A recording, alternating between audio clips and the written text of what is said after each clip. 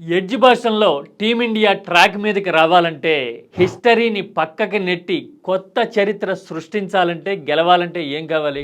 Middle order batting కుదురుకోవాలని, bowling పక్కాగా టాక్టికల్గా improve కావాలి అని చాలామంది చెప్తున్నారు. వాటికంటే కూడా ముఖ్యంగా కావాల్సింది కాన్ఫిడెంట్గా ముందుకెళ్లడము.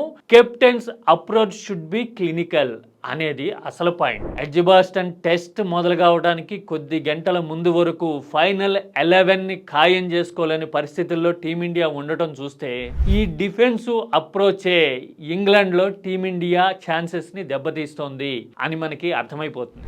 దానికి తోడు కెప్టెన్ శుభ్మన్ గిల్ భుజాలు వేలాడేసి మిగతా వాళ్ళ వంక చూస్తున్నట్టుగా కనపడడం అనేది ఇన్స్పైరింగ్ లీడర్షిప్ అనిపించుకోదు ఎప్పటికీ. ఈ రెండు మారి గిల్ గనక కాన్ఫిడెంట్గా తనకున్న రీసోర్సెస్ని ఎఫెక్టివ్గా టాక్టికల్గా వాడుకోగలిగితే తప్ప ఎడ్జిబాస్టన్లో ఫార్చ్యూన్స్ మారేందుకు ఛాన్సెస్ కనిపించటంలా.